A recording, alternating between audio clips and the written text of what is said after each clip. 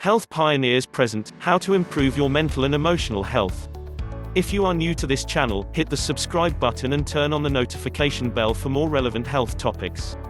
Your mental health and emotional well-being are important aspects of your overall health. In fact, they are just as important as your physical health. Your mental health can be affected by medical conditions such as depression. Environmental factors, such as your job, also make an impact. Your emotional health can be related to your social life, your romantic life, and your own mindset. No matter what your situation is, you can take steps to improve your mental and emotional health. First, make it a priority. Once you evaluate your needs, you can begin finding ways to meet them. You can also ask family and friends to help you on your way towards improved mental health. Method 1. Making your mental health a priority. 1. Take a self-assessment. In addition to traditional intelligence, everyone has what is known as emotional intelligence, or EQ. EQ refers to how well you understand your emotions and actions. Figuring out your EQ is a great place to start if you are looking to improve your mental and emotional well-being. You can find online assessment tools to help you figure out your results. A mental health specialist can also help you determine your EQ. This will help you figure out which areas need the most improvement. For example, maybe you'll learn that you are not great at acknowledging your emotions.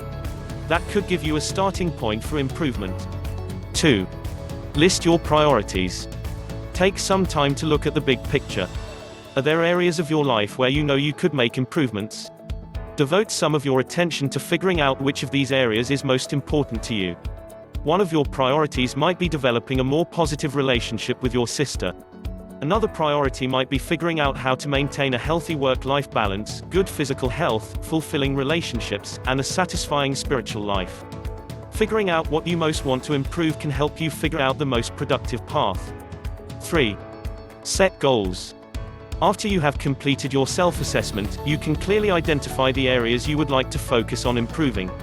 Take time to set some clear, attainable goals. These can be both long-term and short-term goals. For example, maybe you will set a goal of meditating for 10 minutes every day. That is a short-term goal. You might say, I would like to feel more confident in my conflict resolution strategies by the end of the year. That's more of a long-term goal. Write down your goals. This will help you solidify them and make you more likely to commit. 4. Process your emotions. An important part of improving your emotional well-being is learning to acknowledge your emotions. Sometimes it might feel simpler to shove aside an uncomfortable emotion. However, it is important to process your emotions. Processing your emotions is a multi-step process. This process includes sensing. This is when you notice the way you are feeling. There might be a physical sensation associated with this emotion.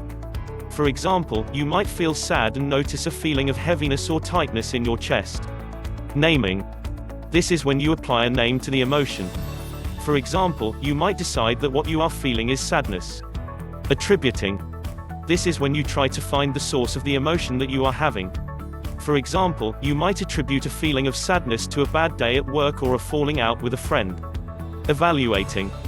This is when you think about how having the emotion makes you feel. For example, you might note that you feel angry for feeling sad or uncomfortable for feeling sad. This may be a result of your background or culture. Acting. This is when you decide what you are going to do to express or cope with the emotion. For example, if you are feeling sad, then you might decide to write about it, go for a walk, call someone, or just sit and do nothing for a while. 5. Learn how to identify and deal with your triggers. Everyone has different triggers. Yours might be certain people, situations, or places. To cope with your triggers, take some time to figure out what they are and develop plans for how to deal with them. For example, you might note that you get anxious whenever you are around your sister, so she might be a trigger for you.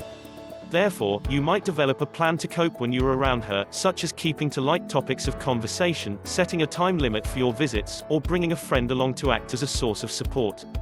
6. Gather information. Avoid the stigma that mental health issues are somehow not real problems. Your mental and emotional health is just as important as your physical health. Take some time to learn about the importance of your mental health. Head to the library. Look for some books about the value of taking good care of your mental health.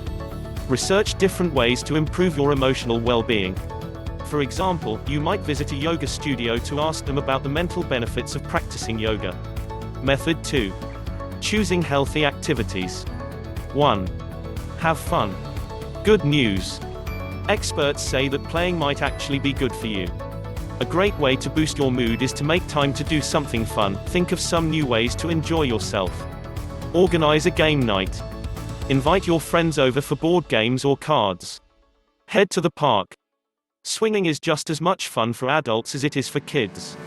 Make more jokes. Try something as simple as saying, "Lovely weather, isn't it?" while you're waiting for the bus in a downpour. It may not be original, but the act of making a joke can improve your mood. 2. Be creative. Try to get in touch with your artistic side.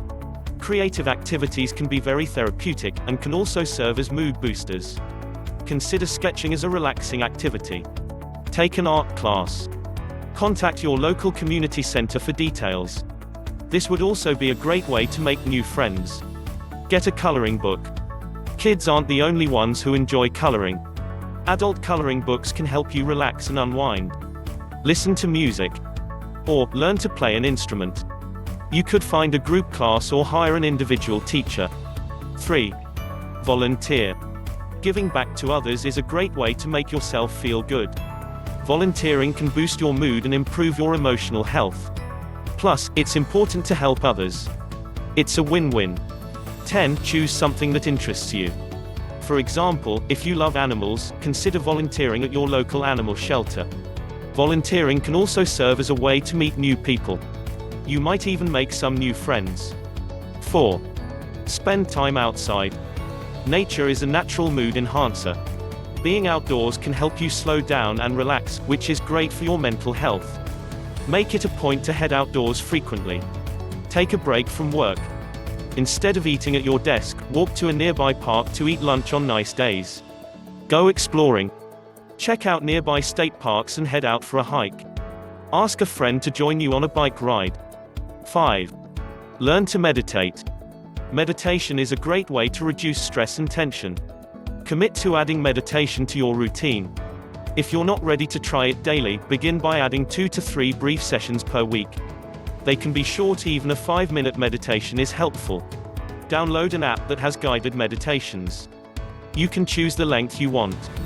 Morning and night are both great times to meditate. Just make sure to choose a quiet spot and wear comfortable clothing. Method 3. Practicing physical self-care. 1. Manage your stress. The mind-body connection is critical for maintaining good health. If you don't physically feel good, odds are good that your mental and emotional health will suffer, too. Take care to keep your body in good health. One of the most important things you can do is to learn to control your stress. Take a time out. For example, if you are having an argument with your partner, say, "I'm going to take a walk around the block to cool down before we continue this discussion." Find coping mechanisms. Everyone experiences stress. The key is to be able to handle it. Try different techniques such as slowly counting to 10 when you feel stressed. You could also try listening to music or taking a relaxing bath. Focus on your breath. Breathe slowly and intentionally, in through your nose and out through your mouth. This will help slow a racing heart rate often caused by stress. 2. Exercise. Physical activity produces endorphins, which boost your mood. Regular exercise can help you to manage stress, feel more confident, and improve your overall health. Try to get at least 30 minutes of exercise most days of the week. Find an activity you enjoy. You'll be more likely to stick to the program. Do you like to dance? Try a Zumba class. Socialize during your workouts. Ask a friend to go for a long walk while you catch up on gossip. 3. Eat a healthy diet.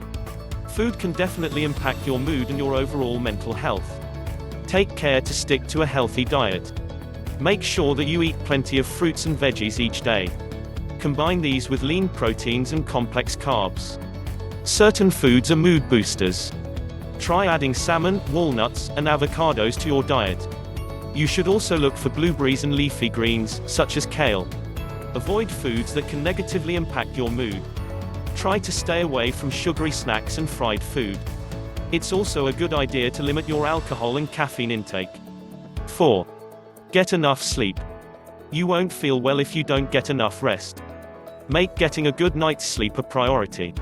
Most adults need between 7 and 9 hours per night. Try to go to bed and get up at the same time each day. This will help your body adjust to a regular sleep schedule. Limit electronics before bed. Power down the laptop and the television about an hour before bedtime. Avoid checking email or social media late at night. Lack of sleep can make you irritable, anxious, and unable to focus. Method 4. Connecting with others. 1. Be social.